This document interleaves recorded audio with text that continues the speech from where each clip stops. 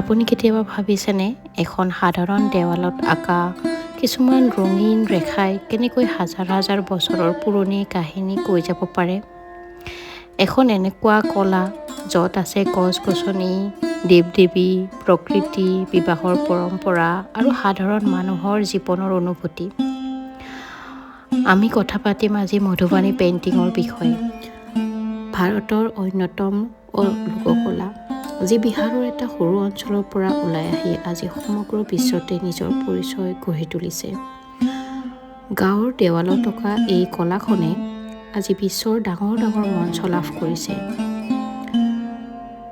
আজি ভাৰতৰ এখন অতি সুন্দৰ আৰু সমৃদ্ধিশালী লোককলাৰ যাত্ৰালৈ ওলাইছোঁ। মধুবানী পেইণ্টিঙক মিথিলা পেইণ্টিং বুলিও কোৱা হয়, কাৰণ ইয়াৰ সম্পৰ্ক বিহাৰৰ মিথিলা অঞ্চলৰ সৈতে গভীৰভাৱে আছে। এই কলাত উজ্জ্বল প্ৰাকৃতিক ৰং, সূক্ষ্ম ৰেখা আৰু জিঅমেট্ৰিক আকৃতিও দেখা যায়। মধুবানী কলাৰ পৰম্পৰা অতি পুৰণি। যেতিয়া ভগৱান ৰাম আৰু মাতৃ সীতাৰ বিবাহ হৈছিল, তেতিয়া মিথিলাৰ ৰজা জনকে তেওঁৰ ৰাজ্যখন সজাবলৈ শিল্পীসকলক ছবি আঁকিবলৈ কৈছিল। এই জনশ্ৰুতিকেই মধুবানী কলাৰ উৎপত্তিৰ সৈতে জড়িত কৰা হয়। মিথিলাৰ চিত্ৰকলাৰ পৰম্পৰা কিমান গভীৰ আৰু পুৰণি সাংস্কৃতিক স্মৃতিৰ সৈতে জড়িত, ইয়াৰ প্ৰমাণ এই জনশ্ৰুতিতেই পোৱা যায়। মহিলাসকলে নিজৰ ঘৰৰ দেৱাল আৰু মজিয়াত এই ছবিবোৰ আঁকিছিল। বিয়া, উৎসৱ, ধৰ্মীয় অনুষ্ঠানৰ লগত এই ছবিবোৰৰ বিশেষ সম্পৰ্ক আছিল।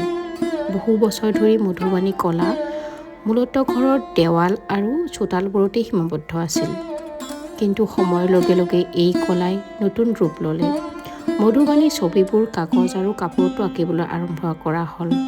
তাৰ পাছত এই কলাই লাহে লাহে বিহাৰৰ পৰা বাহিৰলৈ বিয়পি পৰিল আৰু দেশ বিদেশত জনপ্ৰিয় হৈ পৰিল।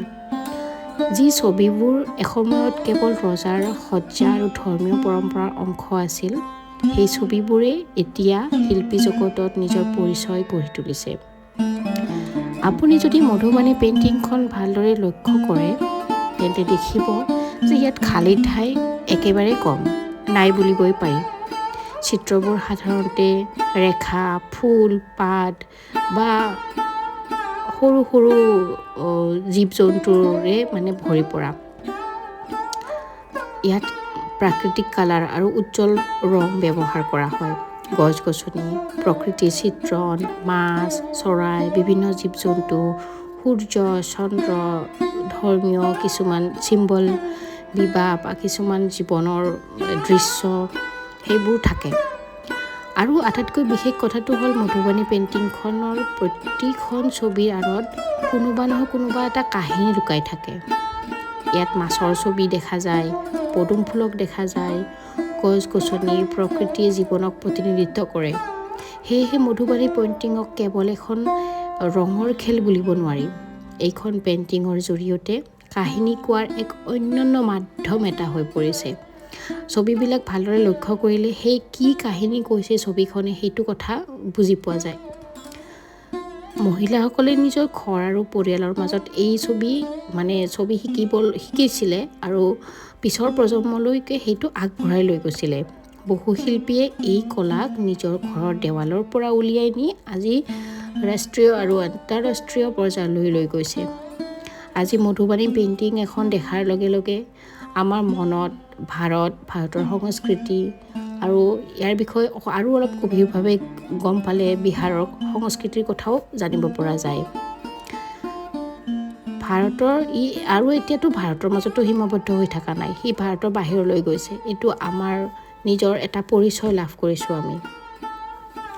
এই ডিজাইনটো কাপোৰ, শাৰী, কিতাপ, ঘৰ সজ্জাৰ বিভিন্ন ধৰণৰ হাতৰ ক্ৰাফ্ট, হেণ্ডিক্ৰাফ্ট আইটেমত আজিকালি এইবোৰ ছবি দেখিবলৈ পোৱা যায়। ভাৰতৰ লোককলাক বিশ্বৰ সন্মুখত আমাক পৰিচয় কৰাই দিছে। এইটোৱেই কলাৰ আটাইতকৈ ডাঙৰ সৌন্দৰ্য হয়, যিয়ে আমাক পৰিচয় কৰাই দিয়ে, নিজৰ এটা আইডেণ্টিফিকেশ্যন বনাই দিয়ে। মহিলাখিনিয়ে এই পেইণ্টিংখনৰ লগত বিশেষভাৱে জড়িত হৈ আছিলে আৰু এই শিল্পীখিনিৰ বাবে আজি বিহাৰৰ এখন সৰু জিলাৰ পৰা মধুবানী পেইণ্টিং বুলি ক'লে আজি চবেই জানে নিজৰ পৰিচয়টো পাইছে। আৰু এতিয়া মধুবানী পেইণ্টিংখন এখন পেইণ্টিং বা এনেই মন ভাল লগাবৰ কাৰণে অঁকা চিত্ৰ নহয়, ই বহুতৰ কাৰণে উপাৰ্জন আৰু আত্মনিৰ্ভৰশীলতাৰো প্ৰতীক হৈ পৰিছে। আজিকালি দোকানবোৰত মধুবানী পেইণ্টিঙৰ বহুত বেগ,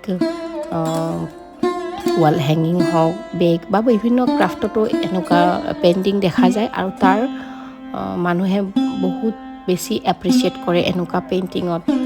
যদিও বা মধুবানী পেইণ্টিঙে সময়ৰ লগে লগে আগবাঢ়ি গৈছে, নতুনত্ব পাইছে, কিন্তু এতিয়াও মধুবানী পেইণ্টিঙে সেই বিহাৰৰ জেগাখিনিৰ লগত বা মাটিৰ লগত বা নিজৰ এটা সুকীয়া পৰিচয় আৰু শিপাডাল মানে এৰি যোৱা নাই। এতিয়াও সেই গোন্ধটো এই পেইণ্টিং বা এই চিত্ৰকলাটোৰ লগত জড়িত হৈ আছে।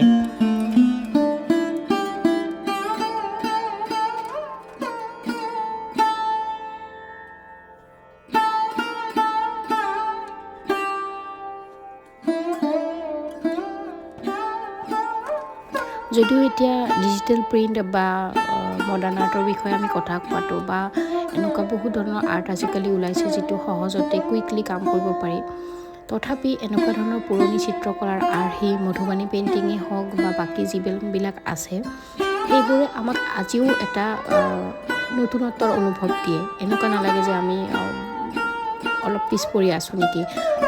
এই পেইণ্টিং কেইখনে আমি কৰি থাকিলে আমি বুজি পাওঁ ইয়াৰ কিমান নতুনত্বটো আছে। যদিও পুৰণি পেটাৰ্ণ ইউজ হৈ আছে, কিন্তু ইয়াৰ সোৱাদটো সদায় নতুন হৈ আছে। যিহেতুকে জীৱনে মোক কেইটামান বছৰ বিহাৰত কটোৱাৰ অভিজ্ঞতা দিছিলে, গতিকে এই পেইণ্টিংখন মই নিজৰ মনৰ পৰা ভাল পাওঁ। ইয়াৰ পৰা মই ওচৰৰ পৰা এই পেইণ্টিংখনৰ বিষয়ে জানিছোঁ, গতিকে আগলৈও মই আপোনালোকক এই পেইণ্টিঙৰ বিষয়ে জনাই থাকিম। সৰু সৰু এই ডিজাইনখিনিৰ পৰা কেনেকৈ এখন ডাঙৰ পেইণ্টিং বনাব পৰা যায়, এই গোটেইখিনি মই এদিনকৈ আপোনালোকক ষ্টেপ বাই ষ্টেপ দেখাই থাকিম। গতিকে আগলৈ চাবৰ কাৰণে মোৰ চেনেলটো ছাবস্ক্ৰাইব কৰি ল'ব। Thank U.